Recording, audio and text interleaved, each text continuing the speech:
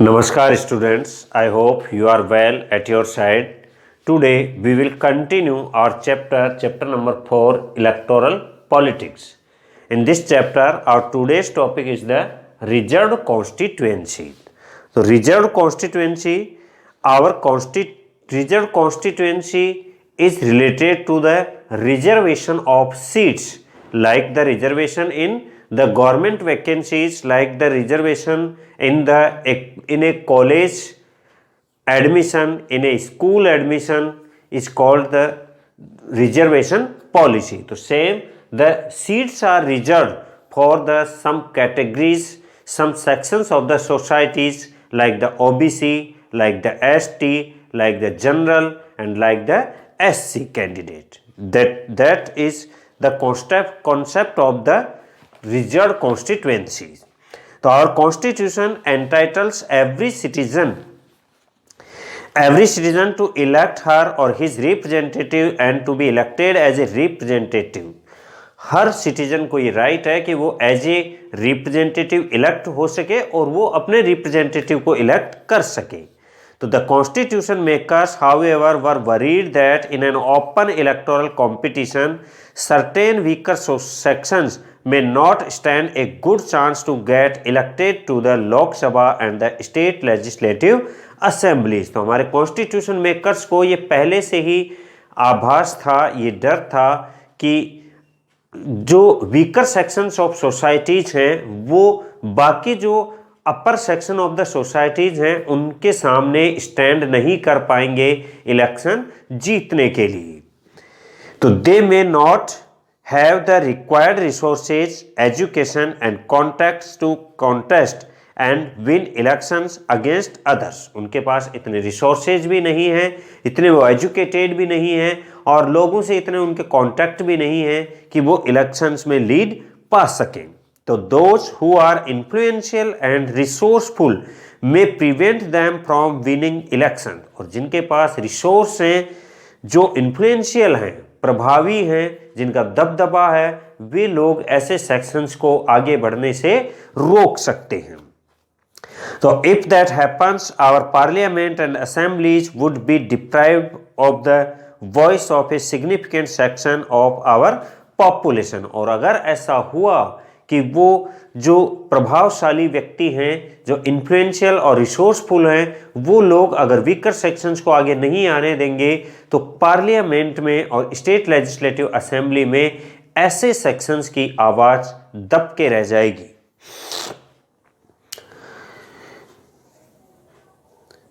That would make our democracy less representative and less democratic. और इससे हमारी जो कंट्री है वो लेस डेमोक्रेटिक और लेस रिप्रेजेंटेटिव हो जाएगी.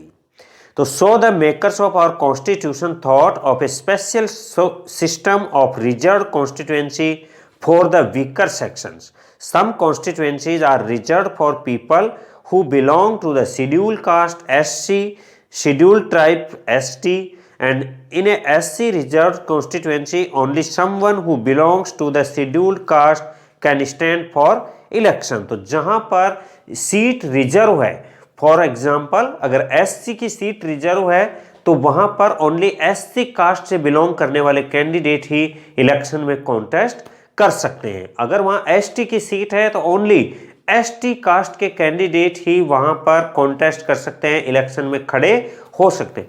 वोट सभी कास्ट के वोटर्स डालेंगे, केवल कॉन्टेस्ट में participate for the election winning, जीतने के लिए. अर्थात उम्मीदवार केवल उसी कास्ट का बनेगा जिस कास्ट की सीट रिजर्व है. उसको वोट तो सभी कास्ट के लोग देंगे.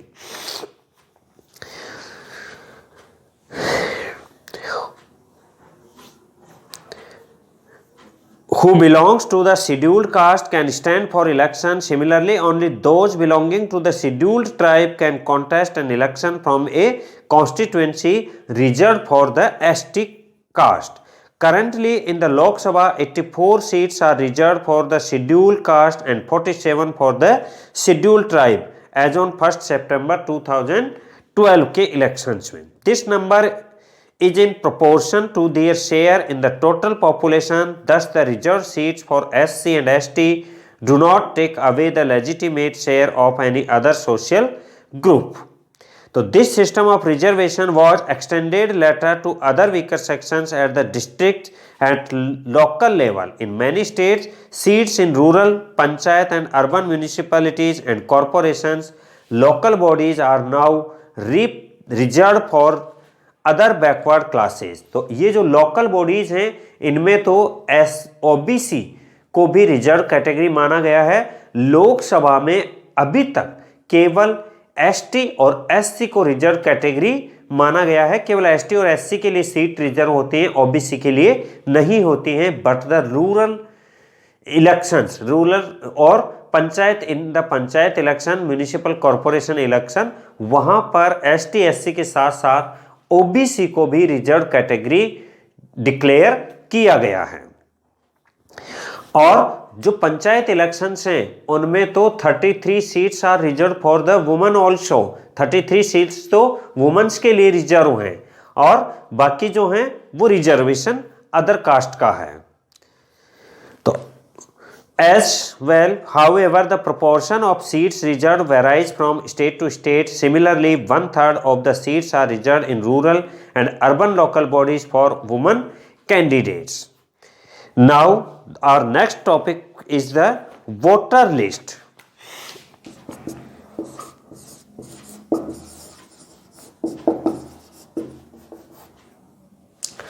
वोटर लिस्ट, तो वोटर लिस्ट का काम है कि once the constituencies are decided, the next step is decide to who can and who cannot vote. पहले कॉन्स्टिट्यूएंसी बना दी, अब उस कॉन्स्टिट्यूएंसी एरियाज के जो पीपल्स हैं, सिटीजन ऑफ इंडिया हैं, उन सिटीजन्स में से कि कौन जो है वोट डाल सकेंगे और कौन वोट नहीं डाल सकेंगे, इसका डिसाइड किया जाता है।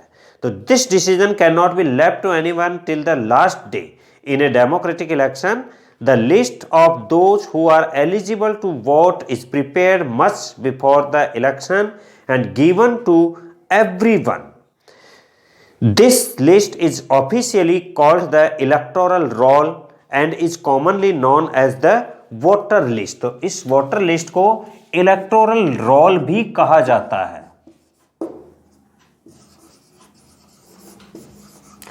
और ये इलेक्टोरल रोल है निर्वाचक नामावली, अर्थात उस कॉन्स्टिट्यूएंसी में उस एरिया के कौन कौन से लोग जो हैं वो वोट कास्ट करने का राइट रखते हैं और किस किस को वोट डालने का राइट है। जिस उस लिस्ट में, उस एरिया की कॉन्स्टिट्यूएंसी की जो लिस्ट है, उस वोटर लिस्ट में जिसका नाम होगा वो वोट डाल सकता है, जिसका नाम नहीं होगा ही और she can not use their voting rights.